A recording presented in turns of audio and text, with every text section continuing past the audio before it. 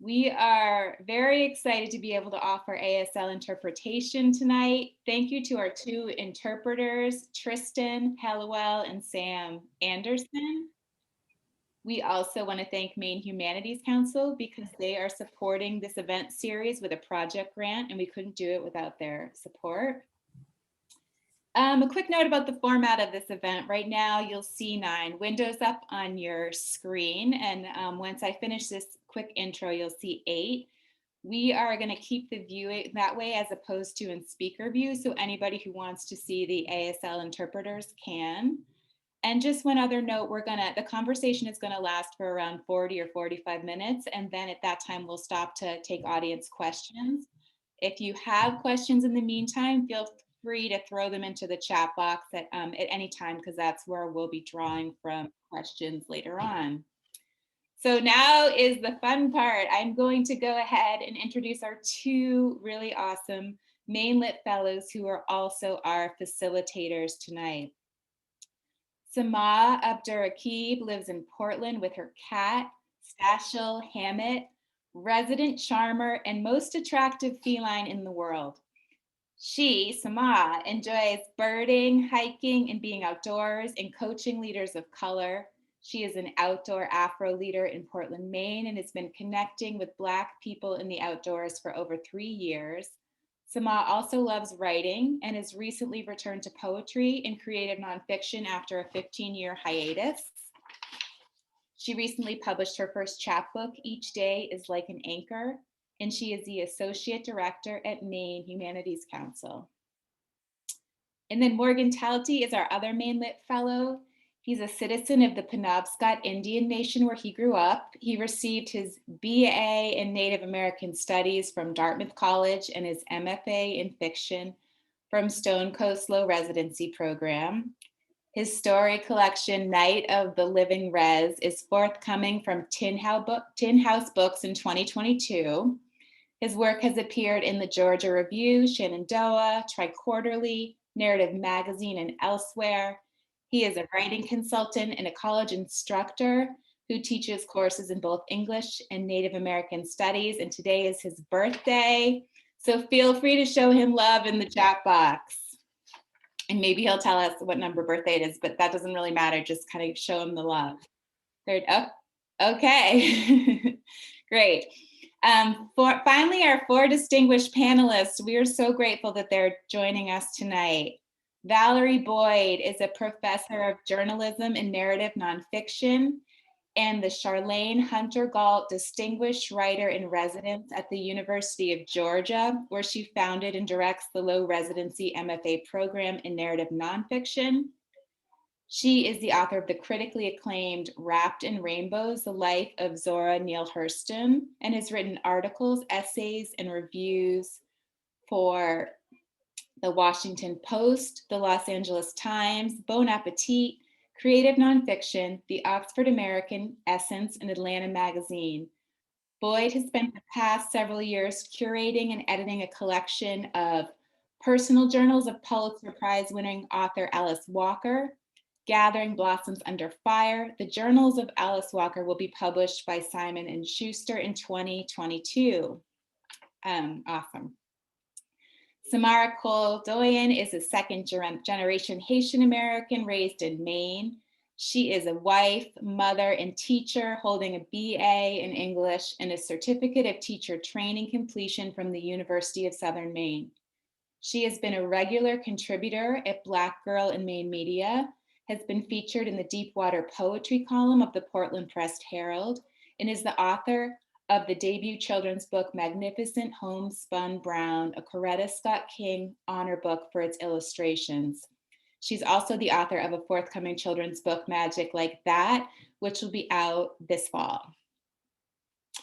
Jenzo DuQue was born into a Colombian community in Chicago and is based in Brooklyn. He received his MFA from Brooklyn College, where he served as an editor of the Brooklyn Review. Jenzo is a 2021 Periplus Fellow and a 2021 Shenandoah BIPOC Editorial Fellow whose work has appeared in One Story, Joyland, and Glimmer Train. And last but not least, Phuc Tran was a high school Latin teacher for more than 20 years, while also simultaneously establishing himself as a highly sought after tattooer.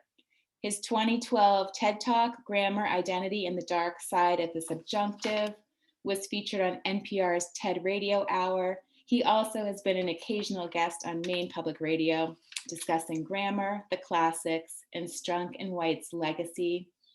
He currently tattoos at and owns Tsunami Tattoo in Portland, Maine, where he lives with his family. Phuc is the author of the memoir Saigon, which came out in 2020 and won the New England Book Award for nonfiction. So thank you to all the folks joining us tonight. And I am excited to hand it over to Samaa and Morgan. Thanks, Taryn. Thank you. As Taryn said, my name is Samaa. My pronouns are she, her, and hers. And I am so excited for this panel. I'm excited I don't think I've ever been on a panel with Samara, and Samara is like, I love Samara. And it's really wonderful to be on this panel with Samara and all of you. Thank you for joining us. I hope everyone is feeling as grounded as they can be. And I encourage you to be fully moisturized as you can revel in the beauty that's going to happen today, tonight. I think that it is important to recognize the moment that we're in. I think it's important to recognize that folks who are here with us in the audience are still reeling from the violence that was enacted upon Asian Americans and Asian American women who were targeted and murdered because they were women and because they were of Asian descent.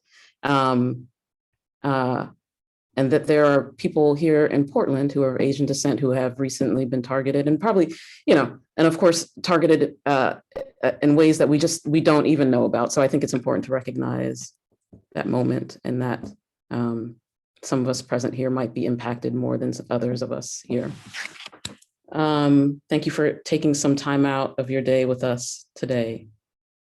So before we get into the questions and the answers that we developed together, we wanted to open it up with asking everyone on this panel, what are you writing right now? What are you writing right now? I'm not going to go first. Who wants to go?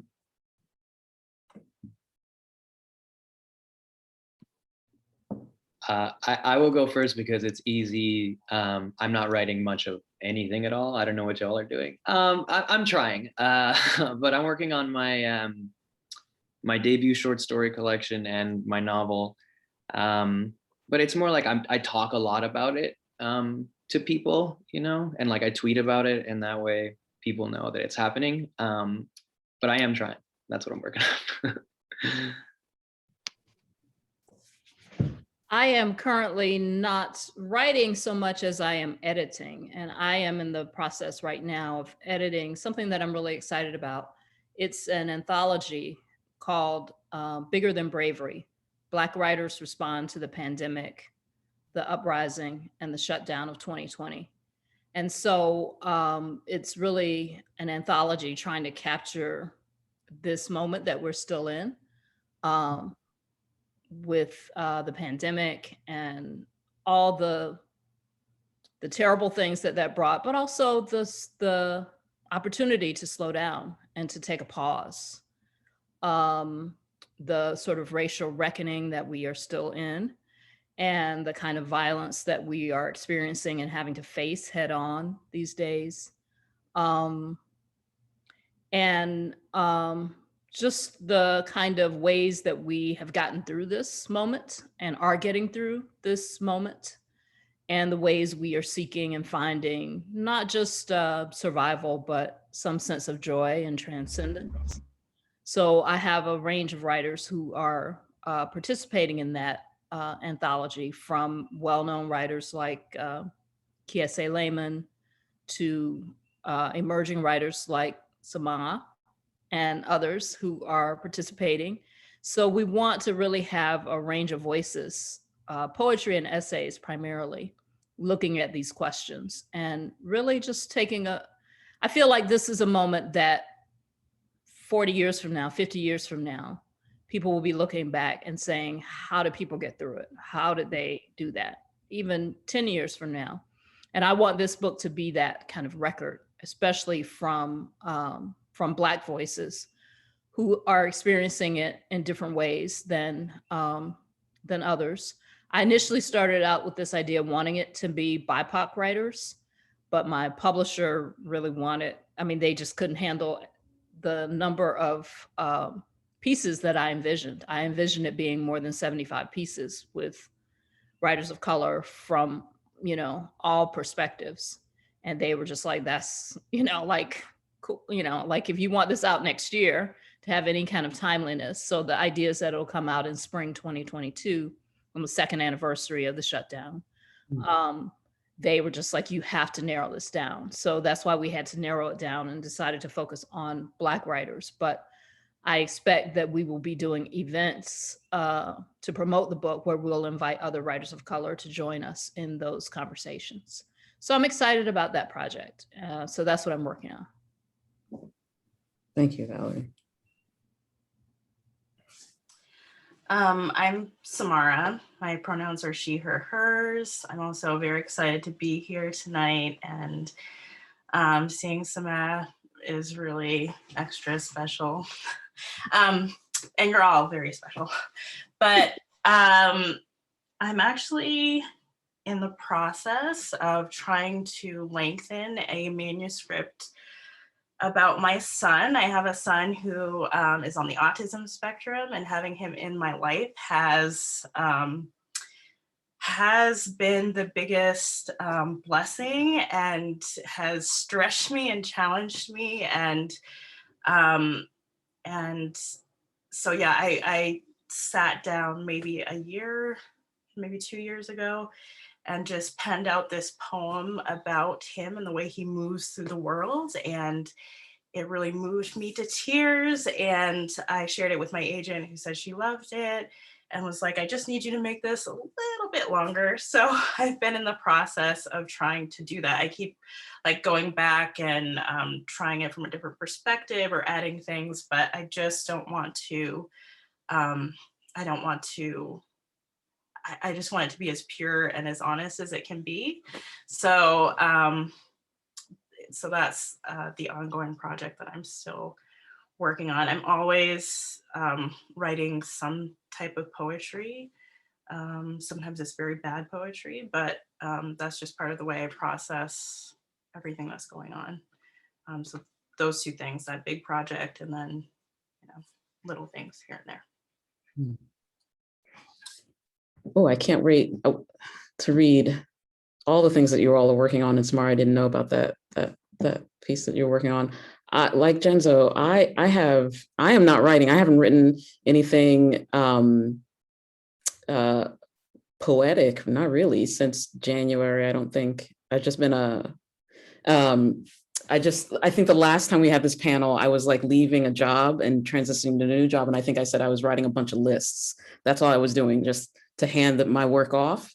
And so I am 3 weeks into a new job, and it's just been chaos since February. So I haven't written, I have not written a damn thing, but I have an elaborate scheme in my head. Like once April hits, like it's all like I have a beautiful scheme that I have to help me get back to writing again, because I do miss it. But that's me. So I have been, can you all hear me? I can't tell. Yes, yeah. I just submitted, I feel like this is on the other end of the spectrum to all the incredible work that that we were just talking about, even your list making, Samaa. I just submitted a piece to an anthology. I was invited, I think this is an honor, you can tell me. I was invited to contribute to an anthology where people describe their worst sexual experiences ever. And I was like, who, me? So that's what I just did. So it's out for submission. It's in submission right now, so we'll see. And it's a bunch of other, there's like some there's some porn stars in there. There's some musicians in there. There's me. I don't know what it says about me or what people think my sex life is like, but I wrote about my worst sexual experience, and hopefully that will see the light of day, because I didn't write it for you to not read it. So yeah. Hi, everybody. Thank you all for the birthday wishes. Phuc, I hope to read that. I hope to read everybody's work. You know, this is the second time this question's been asked during one of these panel discussions, and I'm always just in awe of what everybody's doing. Currently, I'm sort of scatter writing, working between a novel and another novel, and most recently, I've been focused on, I guess I'll give a shout out to next week's event on March 31st, The Clock Tells the Hour, hosted by MWPA and Space in Portland, where 12 writers, myself included, will be reading.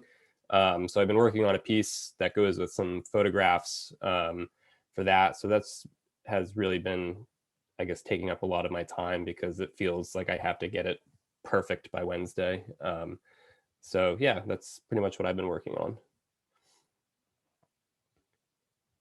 I suppose I should stay unmuted right now, because I feel like this is the part where we all transition into the questions and the content and the depth and hopefully transcendence of this conversation.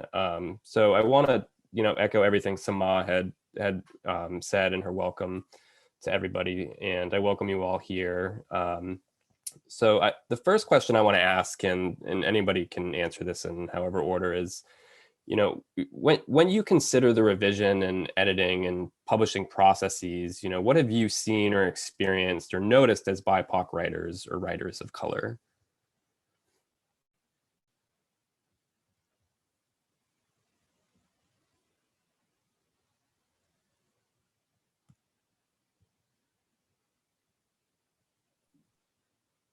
Valerie, do you want to start us off?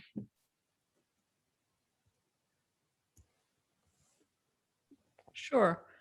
So what have I noticed in the process of being, of writing and editing and being published?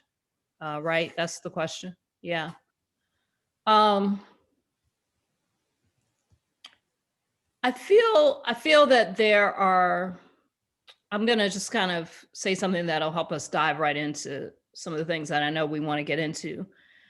I feel that there are institutions and gatekeepers who sometimes serve as an obstacle course for writers of color to do our thing. And we have to sometimes navigate that obstacle course and get through all those obstacles. It's like a game of Survivor or something, in order to get our books published and get our work out there. And there are some environments that are friendlier than others. There are some environments that are actually quite helpful. And I think we have to look for those kinds of places, those kinds of institutions. And I think sometimes when we try to go through very kind of mainstream institutions, we find ourselves facing an obstacle course that can be difficult and challenging. However, so many of us have been through the obstacle course, and we are reaching back to pull others through and to say, come on, let's take this secret tunnel right here and we can make it through. So I think that's the purpose and the beauty of a panel like this. Is the purpose and the beauty of organizations that put on panels like this, that allow us to share those secrets and help people get through that sort of obstacle course. So I'll just say it like that generally, and I'd love to hear what other people have to say, and then maybe we can get into some of what those obstacles might be.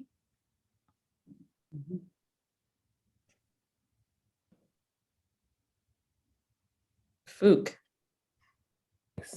Thanks. I was just about to jump on. I mean, I think that's such a loaded question, right? We could all talk about that for the next 2 hours, like just things that we've noticed. And I think just even in conversation with other writers, from sort of marginalized communities. Like, I think, I want to emphasize to especially people who are aspiring writers that that your worth, the worth of your writing is not necessarily tied to the marketability of your writing, right? Like, especially when you're talking about sort of like the big five or big four, publishers. I guess there was like a merger in New York, but I mean, the industry, right, has the name industry because I think it's designed to make money. And so oftentimes that means catering to the lowest, or the widest or the whitest audience possible. And so, like, I think it's, as a writer, I think you really want to keep that in the back of your mind as well, that to keep yourself grounded, right, and to recognize like the waters that you're swimming in. Because I think there are a lot of writers who can really get ground down by this idea that their story is not worth telling, when it's really just about, like, as Valerie says, right, there are these gatekeepers who arbitrarily, maybe they have information, maybe they don't, but like there's a sense that like who are our readers and what do they want to read, as opposed to like, how can we tell these stories authentically? How do we challenge our readers? How do we grow our readers? How do we foster BIPOC writers? So I guess I just want to encourage or say that there isn't necessarily a connection between the quality and the worth of your writing and how it does in the marketplace.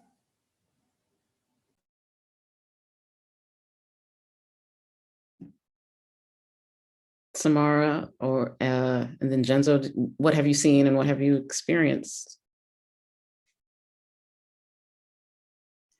I think one thing that I'm noticing is I think there's change happening. So there is what Valerie was sharing and what Phuc also was sharing about with the gatekeepers and sort of this very narrow mindset of what should be published and how it should be published and so on and so forth. But I'm also noticing momentum and change towards something else. I think that there are people I'm seeing and meeting who are done and are really tired with these old stories about, I don't know, the coming of age of cishet white men or, whatever. And I think that we're seeing that people are ready for stories about all of us. People want to share their truth and also read their truth, read themselves and other people's stories. And so that's something that I'm excited about. Not everyone is there yet, and there's still a lot out there to grind you down, that's for sure. But I am noticing some promising, hopeful things, and I hope this movement continues.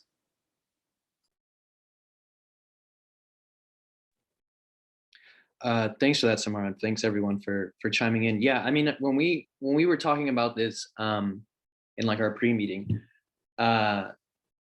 we talked about how the lens by which the BIPOC moves through like these the BIPOC writer, right, moves through these institutions, like these spaces, right, these models or like these norms are colonial remnants, right? Like they're things that were established a long time ago by predominantly white male, like capitalist people. And a lot of those values are, cooked into these structures or the pipelines and the criteria by which we like even evaluate art, right? Which is why I'm a little nerd and I brought my book, like this book, Craft in the Real World, which I think will come up now and maybe we'll talk about it later. If anybody who's interested in this topic should check out this book by Silas that just came out recently. But it's mostly about fiction, but it's really about the industry. Thank you, Taryn. It's really about the industry at large, or the way that we teach writing, the way that we critique it, the way that we look at our own writing and so forth. So Yeah, I think it's really, really difficult, as Valerie was saying, to get through this obstacle course without being exposed to all that and having it impress upon you and impact the relationship that you have with your work. But to the point that we were getting at about, the particular moment now, there is a shift that I feel like is happening, that even like 5 years ago, I don't even think was on the table really, because so much of publishing is like backward thinking. So how like books are sold based on like their comparability to other kinds of writing, or the canon as this historical apex of merit or something. So what we have right now with the momentum of what happened this last year because of the pandemic, and obviously because of the racial reckoning across industries and stuff, is like an acceleration. I mean, it's always behind in theory, right? But it's just the time jump that we've had between like 2019 to 2021 is more like 5 years or 10 years as opposed to the 2 that they were. And it's exciting, I think, is ultimately we're trying to say. Anyway, I'll stop rambling, but yeah, that's kind of like the state of things that I see right now. I mean, there's a lot to be done still, and obviously that's why we're having these kinds of conversations, which is good. But we weren't having these conversations 5 years ago, I think, and we might not even be having them now if not for the particular moment that we're in. So I'll pause there. Thank you. I appreciate all of you. I appreciate like setting that backdrop. I'm wondering if we could get into the particularities of the obstacles and of the gatekeepers, particularly because I think that I know even within this panel, and I'm assuming people on the calls, there are different pathways that we've taken towards approaching our writing or seeking whatever it is that we're hoping to seek in our writing. So some of us have gone through MFA programs. I have not gone through an MFA programs. I've gone through, but I have been trained in an academic way, which, all of these things, as Jenzo said, I just am really like struck with what you said about how it changes the way that Black and Brown Indigenous writers, how we might relate to our writing, like the ways that we've been conditioned by these certain pathways. But I'm wondering if we can get into the particulars about those gatekeepers and the obstacles, because they probably look different for different folks, depending on the pathway they're taking. And I'm just curious about if they end up impacting us the same way, if they end up impacting the way that we are ascribing value to our worth. I love the things that you said, Phuc, to start us off. So yeah, I'm wondering, can we talk about who are those gatekeepers? What are those obstacles? What do they look like? I am going to go with Phuc. Do you want to start us off? Yeah, sure. Thanks. I mean, I think, gosh, I think, the first person that could be gatekeeping, right, could be you. I think to amplify what Jenzo said, right, the call is coming from inside the house, right? Like it could be you and like all the things that you've internalized. So I think like we all have work to do there.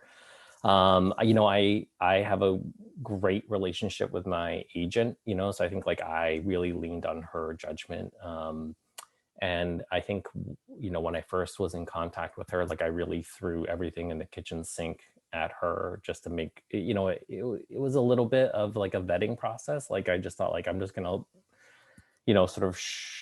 like let her see warts and all, like my writing and who I am and like all the multitudes that, that I contain. And like, if she's still down and wants to take me to the prom, like I'm ready to go, like I'll go get my dress and let's do this.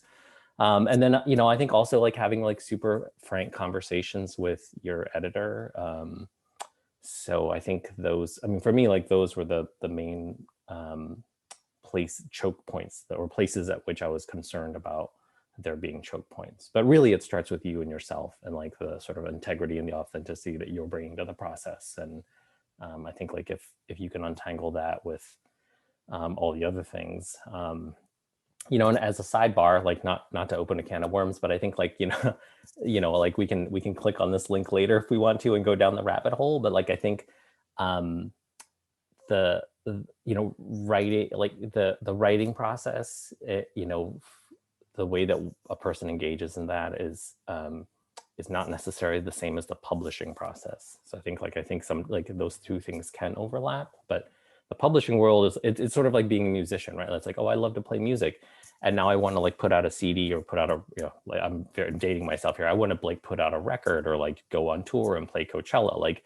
Like getting to play at Coachella is not the same as like just playing for yourself. And I think it's always important for us to make those two distinctions. Like they overlap a little bit, but sometimes not at all. Samara, anything you want to share? Gatekeepers and obstacles. Yeah, definitely.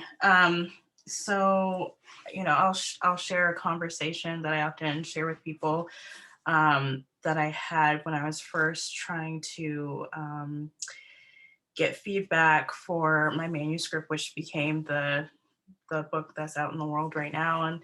And just trying to get feedback and also see who was interested in it and where it could fit. And, spoke with someone who really wanted to give me some good sound advice and had just said, you're going to have to really work harder at making this appealing and making this, seem like it's going to be more profitable to whiteness and the patriarchy. Just very, very bluntly told me, these are the gatekeepers. It's white males. And so for you to tell this story, you're going to have to really, really sell it, really push, compare it to other books that are out there about children of color and so on and so forth. And what she was saying was, she was speaking from a place of honesty and wanting to help and everything. And also it kind of, it felt like a punch to the gut, because I don't want to like sing and dance for you to want to take my story. I am here to create, I'm here to create representation. I want to be part of our collective liberation, and that's where we're going. So you can get in or you can get out of the way and be left behind, So that was kind of where I was coming from. But when I first heard that, I just thought, oh man, maybe this isn't going to happen for me. But I would not have thought that if someone had told me, you are going to get this publishing house in Thomaston, Maine, Tilbury House, they are going to already be on the same page as you and be like, yes, this is what we want to publish. I would not have thought that, but immediately when I spoke with Tris Coburn, said, this is who I am, this is what I'm writing, this is what I want to do, was like, yes, that's what we're trying to do. So I think, it's really about finding the people who are going in the direction that you're going, who are publishing what you want to write, and, hooking up with them. Finding the people who are going in the direction you're going. That's right. Valerie. Yeah, I just, first of all, I want to underscore what Phuc said about, like,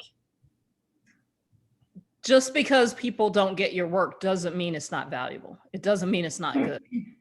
So I just want that to be like the foundation for everything we talk about.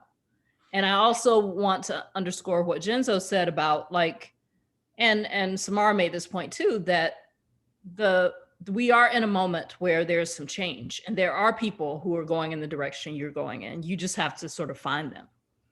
And like, just to address your question, Samaa, from like, who are the gatekeepers? Like, you can find gatekeepers in, if you're trying to go the MFA route, most of the MFA programs around the country are obviously they're at universities and they're run by white writers.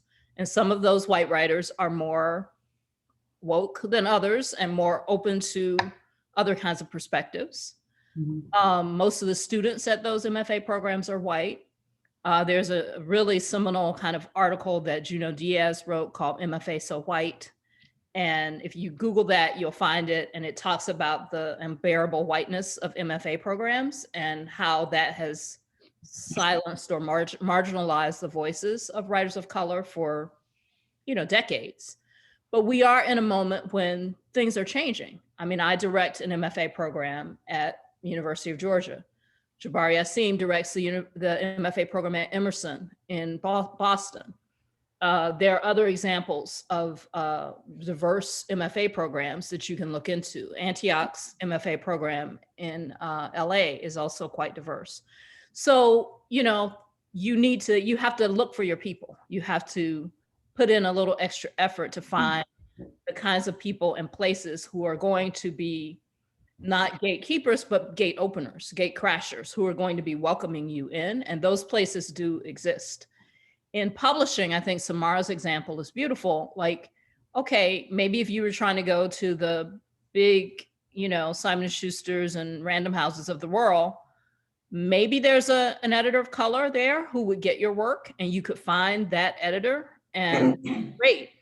But if you can't do that, there are small publishers like the one Samara found who are waiting for you, waiting for a manuscript from you, waiting for your perspective, and would be delighted to change it without asking you to change anything. So it's almost like a treasure hunt in a way. Like I said, it was a survivor obstacle course before. So I'm gonna modify that language and make it more positive and say it's a treasure hunt. Like you have to search for those editors, those friends along the way. And there are friends along the way who are waiting for somebody like you, waiting for a story like yours. But you just have to seek those folks out. I'm also I'm a series editor for a literary nonfiction series at the University of Georgia. It's called Crux. And I am looking for people like you. I'm looking for writers. I'm looking for writers of color who are doing interesting nonfiction. There are other editors who I could, put you in touch with who are also looking for folks like us. There's small publishers like Akashic Books, which is based in Brooklyn, and their motto is reverse gentrification of the literary world. So a place like Akashic is looking for writers of color. So I think I just want to say those are the people that we have to kind of look for on this treasure hunt. And then once you find one friend along the way, they take you to the secret chamber where a bunch of us are gathered, and there's like, oh, there's this agent, or there's this person, or there's this person. Another organization I want to mention is VONA, Voices of Our Nation Arts Foundation. It is an organization specifically for writers of color, and it's kind of like an alternative to the MFA. Junot Diaz was one of the founders of it. So the idea behind VONA is don't go to an MFA where people aren't going to get your work because they're not culturally qualified to get your work, but come to VONA where all the students and all the instructors are writers of color. And, you will get feedback from your work that is actually for your work, and not because I don't get what you're trying to say because, you're using Vietnamese words because those are the most appropriate words for what you're trying to say. Your instructors are people who are sensitive to that and are going to say, okay, I like that you're using this word, but how can we make it accessible to all kinds of audiences? Not saying this is invalid. Why are you doing this? This doesn't work. That kind of feedback, which a lot of us have gotten in MFA programs from, sometimes well-meaning white mentors, is debilitating. It is just debilitating. And so fortunately, there are these alternative organizations, both publishers, agents, there are agents of color who will get what you're trying to do, and MFA programs and programs like VONA that are built for us. So that's the treasure hunt we have to go on, to find those places that are looking for you too. Rumi said, what you are seeking is seeking you. And so that's what we want to search out. Thank you. Thank you all. Morgan, I'm wondering if we can jump down to some of the later questions that we wanted to talk about validation or about the connection between the writer and the publisher?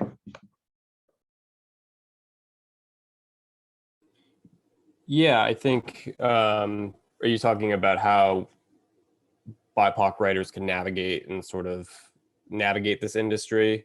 You know, how we, is that what you're asking, Samaa? Or the question you're looking for? The last one, either Oh, of okay, those. yeah.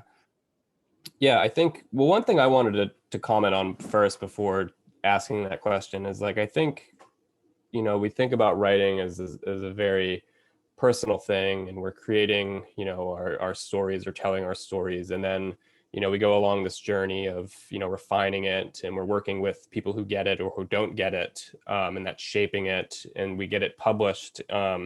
And I think what's so important about staying true to your vision and the vision of those who are important to you in your work and are helping you, it's so important to do that, because, you know, it's literature isn't a singular thing. You know, everything we write is in conversation with everything else, right? I'm trying to remember his name. He was just promoted to senior editor at Simon & Schuster, and he had this Instagram post. He's African American, and he had this Instagram post, and he was saying something. He's like, I want writers who know that they come from a larger conversation, like that. John Israel? Yeah, that's the name. I was trying to figure his name out. If you have not seen his Instagram video, it's like an hour long. It's very, very interesting. Definitely check it out. But I wanted to just note that, you know, we talk about writing as a personal thing, but it's also a community thing. And if we're not staying true to what it is we want to write and how it should be written, we are setting up a conversation that has a faulty foundation, one in which that isn't, I don't want to say good, but it is misguided, right? As we've seen in, you know, popular culture, right? With stereotypes being used as tools of engagement. So I think that's just a very important part of writing to think about, is, you know, not just who you are as a writer, what you have to deal with, but also your peers. What are they writing? How are you fitting in with them? So I just wanted to note that. And I guess I'm curious from all of you all, you know, how have you sort of navigated or pushed back against, how have you stayed true to your work, I guess? You know, how have you managed to not lose sight of the vision you want to create in a story or a poem or a book?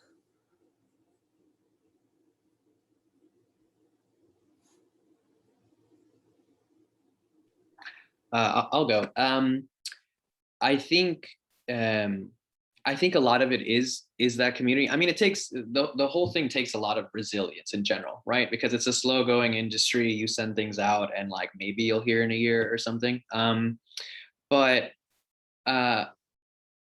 when you have community, right, and the kind of community that we have right now, by virtue of having this kind of a conversation, by having people here with us, right? When you have that kind of space to help not just embolden you, to help kind of like nurture the relationship that you have with your work and those other people have with their own work, presuming that they write too or something. It's really, it really kind of just changes the game as you move forward in, you know, a system that is kind of designed to punish you for detracting from white supremacy, from anything that's kind of pro-colonial, anything that falls within those standards or that gaze, right? When you know that that's kind of how it's going to go, and you're not, and we've been kind of talking about this, right? Like not ascribing the value of your art to these seals of approval to these institutions and stuff, and instead in instilling in the self and also in the community, that gets you through so much, and it kind of liberates you in a way as well, because that's what I meant when I was talking about kind of being emboldened. Once you're with a bunch of people who are going in the direction that you're going, it doesn't matter that the other direction is still going in their direction, right? So I think that's a huge part of it. I think it's really, really hard to undo that conditioning, because you can't kind of progress, like we were saying, through this obstacle course without having to navigate that dynamic of to what degree am I going to kind of compromise here. It's tough. I think it can be done, but you just kind of need to have something to fall back on. And that's, again, the relationship that you have, the passion that you have for your work, which usually is kind of what carries it anyway. I think people are like inherently intrigued by passion or authenticity or whatever.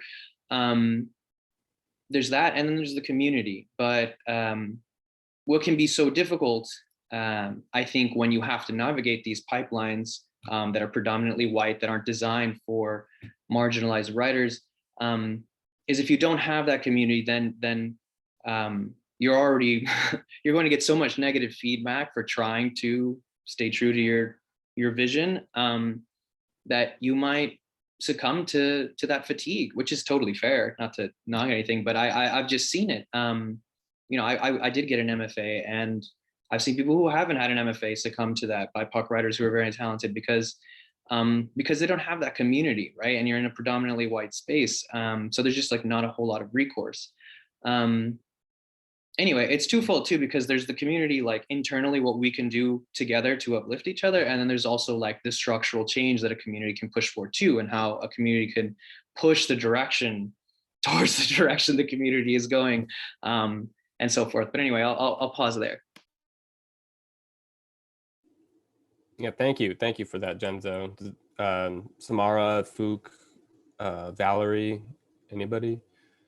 I can jump in with just a quick observation. I think what, you know, for me, when I would get edits from my editor, who was, she still is an Asian woman, last I checked, you know, I think the question for myself was always, you know, is this an edit about content, or is it about form? You know, and I understand that like it's a little bit of a false dichotomy, you know, but I was always trying to be aware of like, are they steering me away from the content of what I want to say, or are they just trying to sharpen what I want to say? You know, and I would say like 95% of the time, like it was, you know, I had a very sympathetic editor who really got the manuscript, and so she was just, you know, trying to sort of, you know, take my word vomit and make it sharper, you know, and there were a couple of edits that she, you know, and also just for length, but there was, you know, like I never felt like she was, thankfully, you know, like, and I feel very lucky in that way that like I never got edits that was like, oh, like, can you make this more accessible, or you know, more relatable, or, you know, any of that stuff. It was really like, you know, how do we make this more impactful, or, you know, like, I think, you know, you're not being direct enough, or like you have this writing tick or whatever. So I think for me, or, you know, just for anybody, like for me, it was always helpful to sort of sort those edits when I was getting them back into like form versus content edits.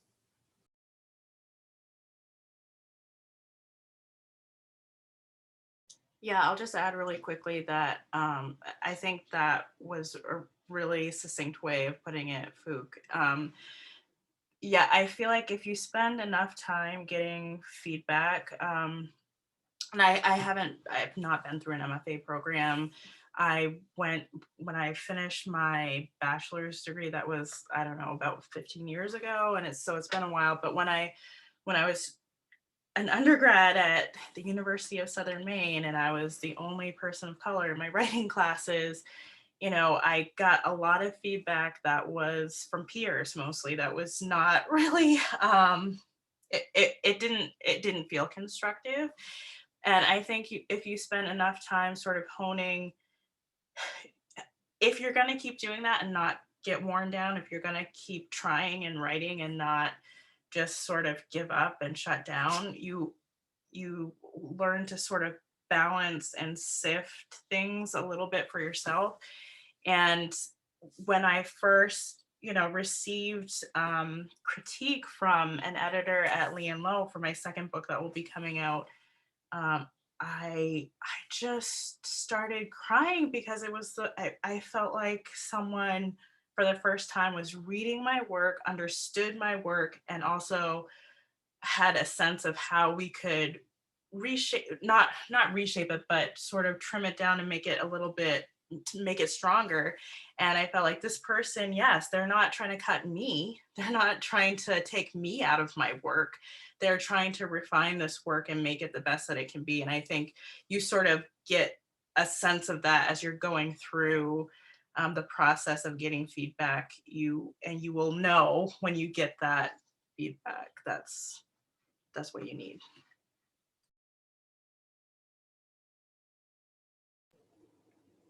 Thank you both. Yeah, Jenzo, did you have anything to add, or Valerie? No. Oh, I'm wondering if we can turn to some audience questions. And so folks, if you have questions, please drop them in the chat. We don't have a lot of time. We might go over just a little bit because there are at least, I'm going to combine 2 questions, but there are a couple of questions that I think I'm interested and excited to hear their responses. And so 2 different folks have asked questions about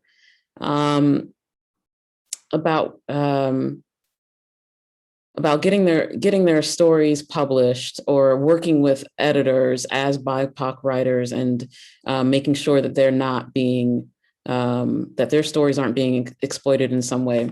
And so one writer says that she's worried about her manuscript being greedily scooped up by a publisher that might want to capitalize on Asian voices, particularly now.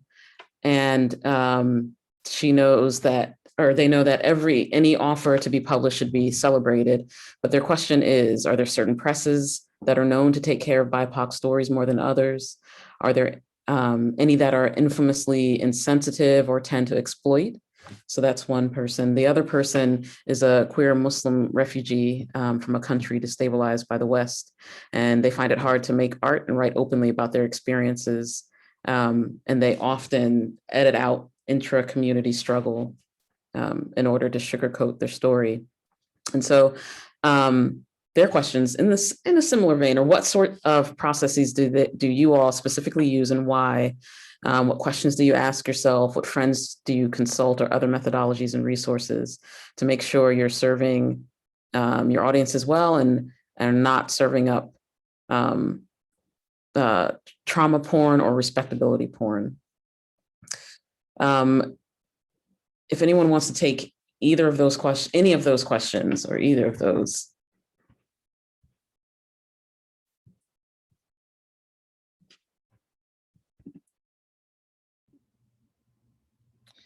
I'll say that's a lot, but let me try to address some of those questions. Yes, there are publishers that are more receptive to your work. I think you have to do some research. Some of the places I named, looking at VONA, looking at the writers at VONA, doing a VONA kind of workshop, or just finding friends. Like I just really want to underscore what Jenzo said about community. Like, and this answers both questions in a way. You have to have friends. You have to have a community of people who you trust to read your work and understand it because they are culturally equipped to understand it, and who are going to help you make it better, not make it whiter, make it better. And so they need to be peers. They need to be people you trust. They don't need to be your significant other who just is telling you that it's great because they love you. It needs to be somebody who's a friend, but who's going to tell you the truth and who's going to say, this is great, and here's how to make it better. And you need to be able to do that for your friends. So it's just critical to have a writer's community, to have a group of friends, a group of writers who you trust. And that may just be 2 other people. It may just be one person, and you exchange your work with each other and you give each other honest feedback. That helps with accountability. I mean, I've had experiences where I'm just working with a friend who's a writer, and we're both writing on big projects or working on big projects. So we meet, every other Friday by Zoom or by phone to talk about what we're working on. And we might show each other some pages just to get a sense of, okay, this is where I'm going with this. What do you think? So having some form of community where you can get that feedback is really critical. And then having some connection perhaps with writers who might be a bit more experienced than you, who can serve as mentors to help you navigate that gatekeeper system, who can say to you, oh, here's my agent and she's really receptive to these kinds of stories. Or this isn't my agent, but let me introduce you to, I know that this is a great agent who would be great for your work. Or, hey, I think you should take this workshop at Vona this summer with this particular writer. Like to have, like seek out mentors as part of your community. Somebody who's maybe a little bit more experienced than you, who's been published and who wants to, you know, somebody open the door for them. Somebody help them get to where they are and they want to pay it forward.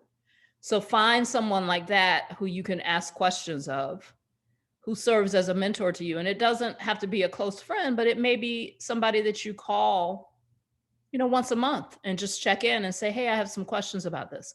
I got a message today from somebody who I taught in a Vona workshop. So I only met her for a week via Zoom, but I got a message from her today saying Yadon Israel, who you mentioned, Morgan, was interested in a manuscript from her, but he was advising her to get an agent. So she was asking me, who do you suggest? What agent is going to be interested in my work? And she's a writer of color who's writing about being the first, like an immigrant, first immigrant to do this, to graduate from high school or to do that. But some of her firsts are things that might be considered negative.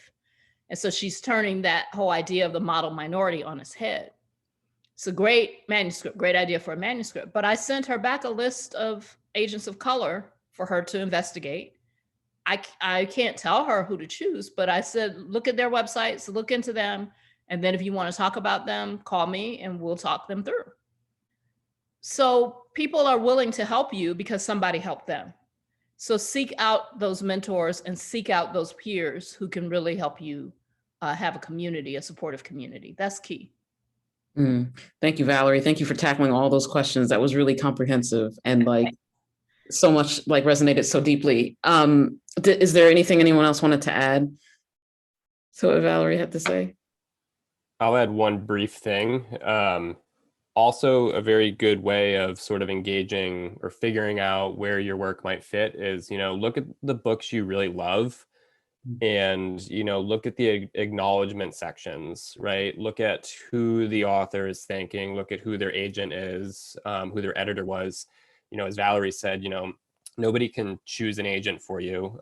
You have to do that research. You have to figure out, you know, who will be a good fit. You know, I spent 1.5 years looking for somebody to represent my work. And it took almost 2 years to get somebody to represent my work. It takes time and you really have to like do that research. You have to look at who you love to read, you know, the conversation to which you belong. You know, I write, you know, I'm Native, I write Native fiction. You know, I looked back at Louise Erdrich's work, you know, and Scott Malmaday, you know, James Welch, and, you know, was really thinking about like, okay, who would best take this on, right? Like who would like this manuscript? So yeah, look at the books you love, read the acknowledgement sections, and like Valerie said, do research, you know, Google people, see what they're up to, what they're writing, what they're publishing.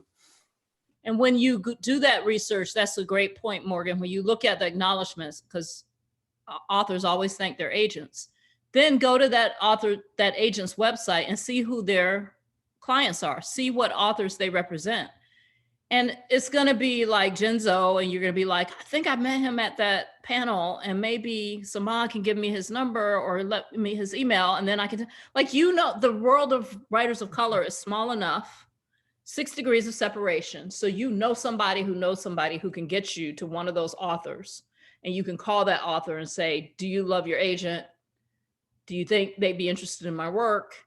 You know, we want to have conversations with you. Like you know, we're all book nerds and we like talking about this stuff. And so asking someone to have a 10-minute phone conversation with you is not that big a deal. Like people want to see other writers of color succeed. So it's like, yeah, sure, I'll talk to you. Don't be shy to ask, to seek out that community. So I've been given the green light by Gibson and Taryn that we could do this for until 8:15. There are 2 more questions, if that's okay with you panelists. Okay. Can I ask a question? Is AWP helpful? Like I've never been, but like is that a place to meet people, agents, connect with a community? I have no idea. AWP is helpful. It's the Association of Writers and Writing Programs. Has anyone else been to AWP who's on here? I've been, yeah. Yeah. I don't know, Jenzo, what do you think? I mean, I would say it's helpful, but it's humongous. Like the last one they had in person was 12,000 writers. Like literally 12,000 writers in one space. It's humongous. So and there are like, no joke, like at least a dozen concurrent sessions going on all the time. So you have to like just really go through the program like you're going through your college catalog or something, and you have to choose which ones you're going to go to, and you have to choose the ones where writers of color are going to be, or where there's something that you're interested in. It is a great place. I mean, I like to go just because you see your friends there, you connect with people. There are agents there. There are small publishers there. Small presses are important for writers of color who are new and sort of looking for publishing your first book. Small presses like Akashic that I mentioned, more progressive imprints at university presses. Those are really important because maybe you don't want your first book published by Random House, and maybe that's not the best experience for you. So a small press is a good idea, and the small presses are at AWP. So AWP can be good, but you have to curate your experience at AWP so you're not overwhelmed. Would you agree, Jenzo? Yeah, that's perfect. I mean, I've only gone once. I wanted to go again, but highlight for sure was just being there with my friends and having that sense of community, going to the panels that, you know, we were excited about, like chatting up editors at the little book fair, magazine fair that they do or whatever. But yeah, I mean, it is huge. It's like a huge nerd party. And yeah, there's a lot of utility out of it, but yeah, it could be overwhelming in scope. So maybe like a smaller version could be MWPA's like literary agent speed dating event, right? Taryn, I mean, that's a place where you could be like, hey, I'm a writer of color, like, right? Like, is that a place for you to interface with like a real life agent, right? Like free range and have a conversation. It is. It's probably more structured than just meeting someone at a bar or in the hallway and having that kind of conversation. But yeah. That's a great question. There's a question that came in specifically for Valerie, but I think also, Jenzo, maybe you, because it is about working as an editor. So this person just asked, what is it like for you working in the publishing industry as an editor? And then a follow-up question to that is, this one is more for Valerie. Can you talk about what it was like to choose among BIPOC writing before your anthology became focused on Black writers only? I think I would just expand that to both of you. What is it like? Because both of you are doing that process just for different. Was it like to be choosing among BIPOC writers? Sure, I'll go. So I'm working with Shenandoah, and I'm working with them specifically on fiction, but I'm just gonna shout this book out again. Sorry. But this thing has really changed the way that I just like look at craft in general. And the reason that I had even applied to be involved with this amazing fellowship, by the way, that Shenandoah is doing, that is more than just being like a guest editor. It's more about thinking about how to use like their resources to amplify more BIPOC writers and writing and stuff. And yeah, the reason I had applied to is because I was reading this interview with Vietong Nguyen about how he was a guest editor on Plowshares. And he talked about in his intro and in this interview, like the significance of that. And since we spend so much time talking about the obstacle course and gatekeeping, you know, it's not like just enough to have more representation in publishing, right?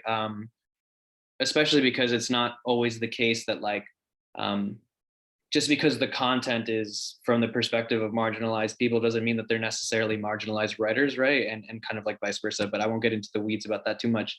But it's not enough just to have more representation, right? We need to be like, as a community, again, like getting involved in these structures and pushing for changes about how we look at craft, how we teach craft, how we edit and evaluate art. And so, yeah, he got in my head and I was like, I need to go out and like be an editor. I'm not editing enough, because I know that by virtue of thinking about all this stuff and the experiences that I have, you know, I'm not going to be the same kind of gatekeeper as the ones that I myself have come up against. And that's huge for, you know, broadening the scope of what the form can do, not just in terms of, oh, like, you know, more representation, like I'm saying, but rather like what is this medium really capable of? What is some of the diversity that, or experimentation or experiences that have not been typically represented on the page because of the way that these structures are designed, right? So yeah, so it's important for me to get involved. And then as far as actually doing it, Shenhindo is letting me do a lot, which is exciting. But I'm just trying to like really reconceptualize my own conditioning, because again, I got an MFA, and that is a very particular way to look at like literary North American realism. But to really interrogate like my own response to craft, and to not read in a way that doesn't actually factor in who the writer is. And the way that I'm doing that now is like, I'm a professional investigator by day. So like I Google people intensively all the time. So I'm always looking into whoever's stuff I'm reading after I've spent some time with it. And that's going to factor into how I feel about the piece in general. But something that we want to do at Shenandoah is getting rid of like the biographical aspect of the cover letter, because I don't understand the rhetoric that we have at these journals about like, you know, we read blind, but also give us your bio and your like social security number so that we know who you are. And it's like, you know, how is it both, right? If you're not actually factoring in that information and that CV and all that, why do you need it? But instead to do what my friend was telling me was like more of like a cultural statement. And I think that's becoming more common now for like fellowships and applications and stuff, as in lieu of like a traditional bio, a cultural statement. Talking about like what you're in dialogue with, right? What traditions do you care about? What are the concepts or the ideas or the artists who are influencing you, right? And really, it's kind of a statement of intent and well, because all of that is off the page. All I have is this, you know, work in progress that you've sent me and that you want me to see the way that you see it, but I can't necessarily without some of that context. Anyway, I'll pause there because I've been going for a minute, but that's some of what we're trying to do, kind of like that unlearning, right? That unconditioning, and broadening, I think, the spectrum of what fiction can be and who gets to write it. Valerie, anything to add to that? I would just add that for me, I am shamelessly going after writers of color. Like I am not pretending to read blind or anything like that. Like I'm seeking out really interesting BIPOC voices. And I'm fortunate to be in editing positions where I came in the door saying, this is what I want to do. Do y'all want it or not? And we're in a moment where people are saying, yeah, we want that. Because everybody realizes, oh my God, Black Lives Matter. Oh, Brown Lives Matter. Oh, all these other people matter. And we haven't been acting like they do. So, oh, here's a chance for us to shift. And so they're happy to have someone who's like aggressively trying to make them shift. And so I'm like not subtle about what I'm trying to do. Like I'm trying to change the complexion of the gatekeepers. I'm trying to help shift the landscape of publishing.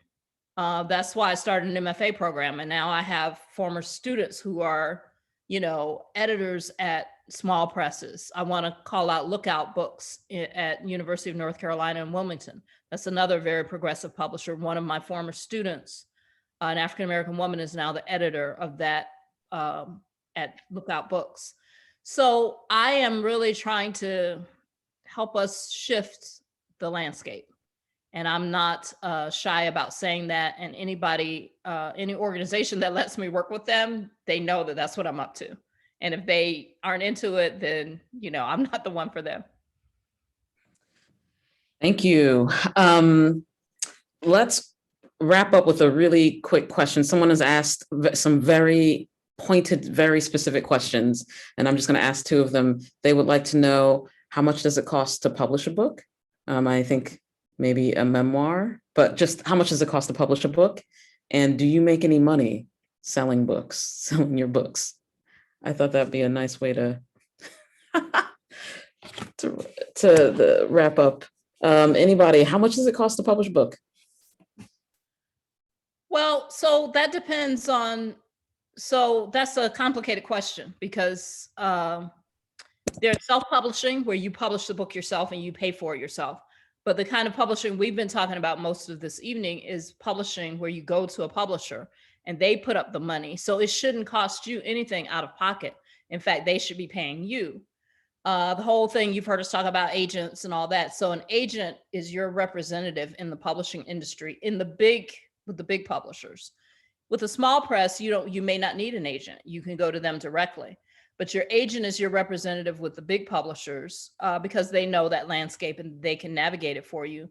And they don't get paid unless you get paid. An agent gets 15% of whatever you get. But their incentive to work for you and to really work hard for you is that they don't get paid unless you get paid. And so there's that. I would suggest that the person who asked that question look at, do you all remember this last year in 2020, like around the summer, there was this big controversy hashtag called Publishing Paid Me. And writers, all kinds of writers, white male writers, you know, women of color, everybody was posting how much they got paid from a publisher in terms of an advance. And the discrepancies were jaw-dropping. So some white male writer who you've never heard of got like $300,000 while Roxane Gay got like $10,000.